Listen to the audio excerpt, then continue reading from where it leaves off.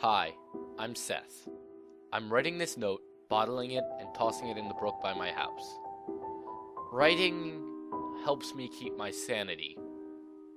Hopefully someone who still reads will pick this up and come help me. It started a month ago. I was down in my basement office on my computer watching old Mystery Science Theater 3000 reruns.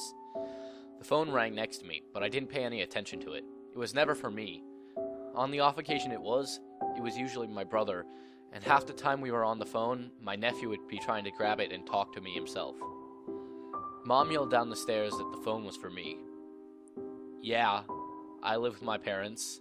Sue me. Anyway, I picked it up. Hello? I said, paying more attention to the antics of the robots on the screen. It's begun. The voice was little more than a whimper, a plea. I didn't even recognize the voice. Excuse me, I asked, wondering who on earth was calling. They've come. I don't have much time. Jeff, you told me to call if what we did caused trouble. Now, a little worried, I said, I think you've got the wrong number. This is Seth, not Jeff. Don't go outdoors! The person shrieked. Completely freaked out, I disconnected the call. Must have been some prank caller, but I wasn't amused. Rattled, I put the matter behind me. Much later, I finished watching a video and shut the lights off to head upstairs. It was pitch black, but I knew the way. The dark seemed a little more oppressive this time, though. I shrugged off the feeling and went upstairs. As I passed through the living room, I chanced to look out the window. There were people outside on the walk or something. I checked my watch and it said 3 a.m. That's weird, I muttered. I stumbled up to my upstairs room and drifted off to sleep. I was a fool that first night. If I'd recognized what I'd seen, I would have just stepped outside and saved myself the terror. The next morning, the news was on. Odd, since my dad usually turned to the sports channel before he went off to work. I didn't even glance at it as I threw on my tie and stumbled into the bathroom. An uneasy feeling crept into my guts as I did my morning routine. I usually had to fight for bathroom space, but today there wasn't a sound. I peeked out of the room and saw that the front door was open, but the glass storm door wasn't. There wasn't a sound. Looking outdoors, I saw those same people as I'd seen them the night before. I opened the door. Immediately their heads snapped towards me. I recoiled and leapt inside as quickly as I could, feeling something catch at my ankle as I did so. Their faces were fixed in expressionless gazes, their mouths slightly agape and dripping blood. I looked down and saw one right next to the porch withdrawing its arms. It had tried to grab me. With a dizzying feeling of horror, I recognized my little brother. Slamming the door, I locked it tight and stumbled back into the living room. The television was reporting that a disease was spreading south from Canada across the US. I shut it off and pointlessly called to see if anyone else was in the house. No answer.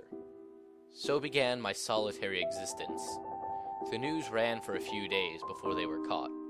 Kept making the stupidest mistake, going home every night. The electricity has stayed on. I guess someone left the switch on at the factory. Or maybe it's just northern New England that's been overrun.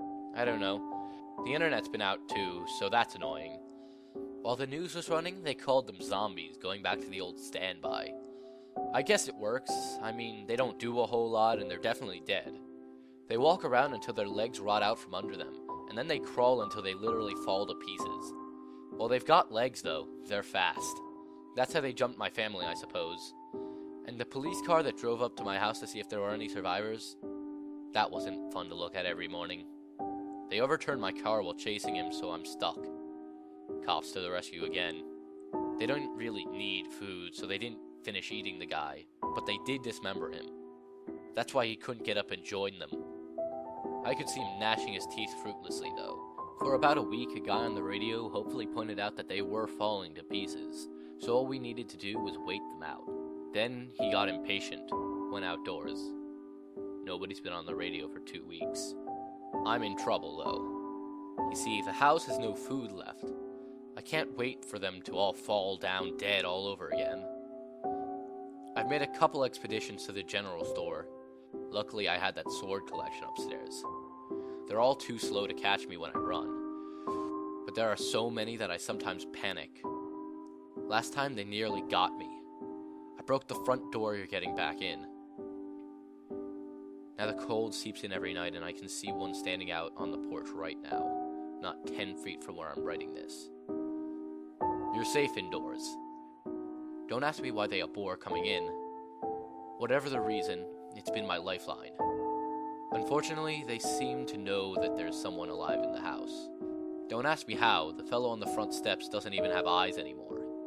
Maybe they can hear a heartbeat, or smell sweat, or blood. I spent a couple days naming them. Some of the faces I recognized and gave their old names to them. The same old gang's been hanging around here for the past few weeks, slowly dropping in numbers as they fall to pieces. They've never wandered off, though. There are 79 who were once men and 63 who were once women. Once, just to see what would happen, I shot one in the head with our shotgun. You know, to see if the old shoot a zombie in the head and they die for good adage was any true. So actually, I've got 79 who were once men, 62 who were once women, and one who was once a woman and decided to keep standing after losing about 80% of its face. And I'm down one shotgun shell. So they wait. And I'm losing it.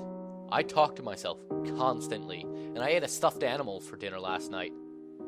The cotton went down hard, but it felt good to have something in my stomach again. There are no fruit trees around here, and anyway, it's November. Water's been getting scarcer. The tap water stopped working 8 days ago. Luckily, I'd filled the bathtub in every bottle I could find. Oh great, now the lamp's getting brighter and I can hear a buzzing sound. I wonder if the power's going out. Well, that wasn't fun. Total loss of power for 4 days. Ever try sleeping in the dark, knowing that there are things outside that'll just kill you and make you one of them the first chance they get? Probably, since these things are everywhere, as far as I can tell. Quick update. I mentioned Herschel, the guy on my porch. One of his legs fell off, so he's sitting down, sniffing at it. Thank God they lost all higher brain functions. I'm pretty sure the soul isn't held captive in these things, and that this is all the disease or whatever, trying to spread itself as far as it can in the population. I don't know if you've noticed this, reader, but the animals just don't seem affected. It's a small comfort. Of course, they dive to eat the flesh, but they don't get back up once they die. Weird, huh? I'm getting hungry. And desperate. Maybe, just maybe, I could load the old 22 and bag a squirrel from inside. But how will I go get it? On one hand, I'm a bit more optimistic that you're out there now, whoever you are. The power couldn't have come back on if there weren't people out there working to restore order. I'm feeling lucky. Time to go grab a sword and drop this in the brook. Maybe this whole thing is almost over. Maybe. On the other hand, if it's almost over, why are there fresh faces out today?